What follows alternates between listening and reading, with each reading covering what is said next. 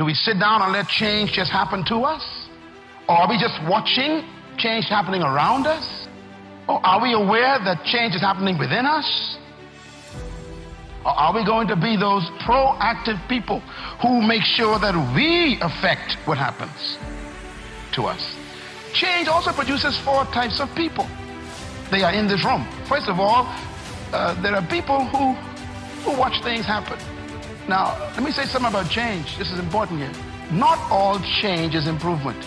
You used to weigh 128, and now you changed. And for some of you, that's not an improvement. You lost your wardrobe. You lost your ability to climb up steps fast. You even lost the quality of health that you had. Change doesn't mean improvement all the time. But the problem is, without change, there can be no improvement.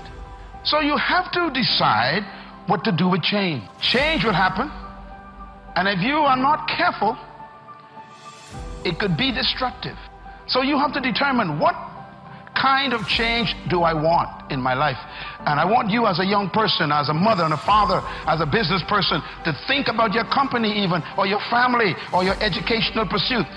What kind of classes do you want to take in college this year? What kind of grades do you want? What kind of relationships you want to have in your life? Who do you want to drop and who do you want to pick up in your relationships? What kind of people do you want to associate with? Where do you want to travel that you've never been? What are the books you need to read you never read before? The changes come with choices. So what kind of person are you? Success is not something you pursue. Success is a matter of becoming a person of value. That's right. We should not be pursuing money. We should pursue purpose. We should pursue vision for ourselves and for our countries, for our communities. We should be not pursuing things. We need to pursue ideas. That's right. I always say that there are 3 types of people in the world. There's poor people, there's rich people, and there's wealthy people. Poor people talk about money all the time. Rich people talk about things. Wealthy people, they talk about ideas. Rich people, poor people, and wealthy people think differently. For example, poor people, they pursue money. Rich people pursue things. Wealthy people pursue ideas. And so constantly there's a different way of thinking. I hope that the third world countries and the young people of our nations will become ideas people. You know, ideas control the world, not money. And ideas attract money. So I think if we minimize this desire to get money and elevate the creativity of new ideas, we'll find that financial results will naturally flow to it. Bill Gates didn't pursue money, he pursued an idea. Stephen Jobs, the late Stephen Jobs, who invented the Apple computer and the iPhone, he never went after money, he developed an idea.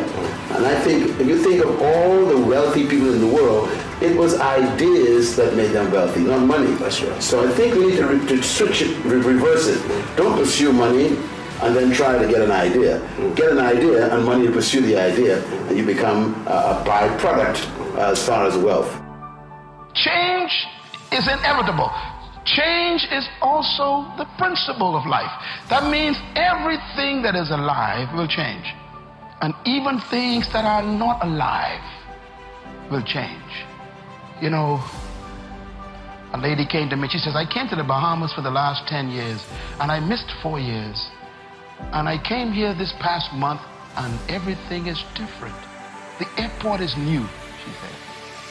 What happened to the old airport, she says. In other words, even the things not alive are changing. The way the river runs down the mountain is wearing away the mountain. You go back to that mountain 10 years later, and the river is wider. Change is in creation. It's part of life. So here is the question then. Ecclesiastes chapter 3. It says, to everything there is a season, and to every purpose under heaven there is a time for it. To everything there's a season. How many things have a season? Everything. This is one of the best news I ever got in my life.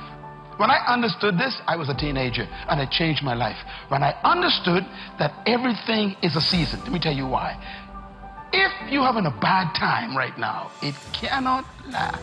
If you cannot find a job right now, that is only a season. If your business is going in the wrong direction, it's a seasonal slide. If nobody wants to marry you, that's only a season. There's going to come a season when everybody want to marry you. You got choices. If you have no money right now, the good news is I am seasonally broke. Tell your neighbor, it's only for a time. That's the good news.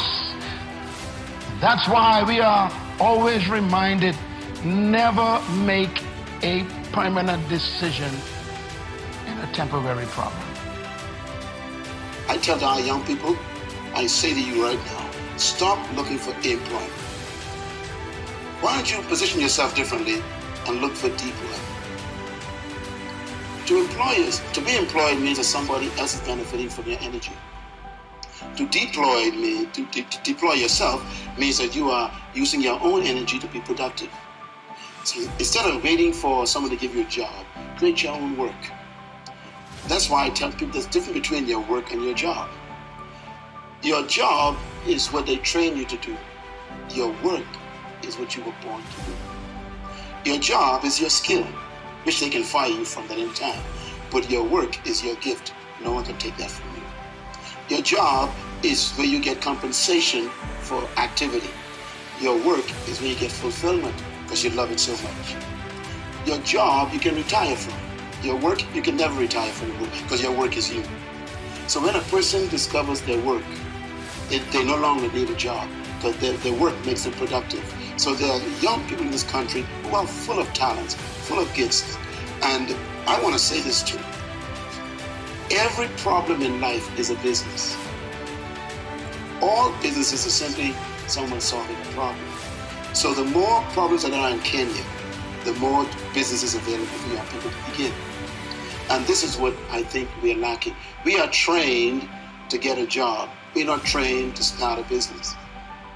We are trained to let other people employ us, not trained to deploy ourselves. The power for me to be successful was not in the teachers, it was not in the educational system, it was not in my culture, it was not in my society, it was within me. And I began to think, God, if you are a good God, why am I poor? If you are a great God, why are these people better than me? If you make me in your image, why are they special and I'm a monkey? And that night, no thunder, no lightning, no earthquakes, nothing. I just heard a voice in my mind, and the voice said, I ask you to believe me, and you will be saved, not them. And that night, I made a commitment to believe what God said. 13 years old, I said, okay, I believe that I have the power to experience far beyond all I can ever ask, think, or imagine. 13 years old. And that's when my pursuit of God began. When was it that you realized you wanted to become a preacher? You know, I didn't want to become a preacher. Matter of fact, today I still don't consider myself a preacher. I think it drove me to have a passion to help everybody who's been oppressed. My passion is to make sure that no one should live under what I experienced. I never desired to be a minister. I desired to help people.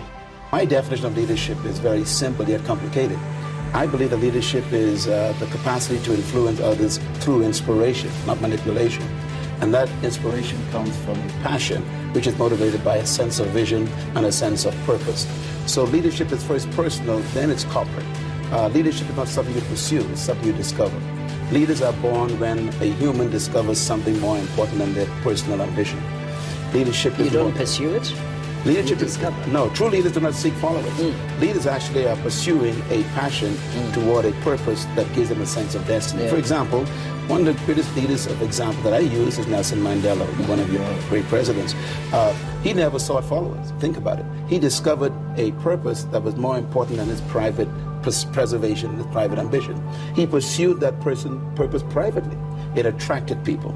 So leaders don't seek followers. Followers are attracted to leaders. Leaders are more concerned about discovering a purpose to improve the life of humanity that's more important than their personal ambition. So they sacrifice themselves to accomplish something for the greater good. Yeah. We find that very rarely. Most people we call leaders are simply professional manipulators, and they actually are more concerned about their own promotion than promoting the people.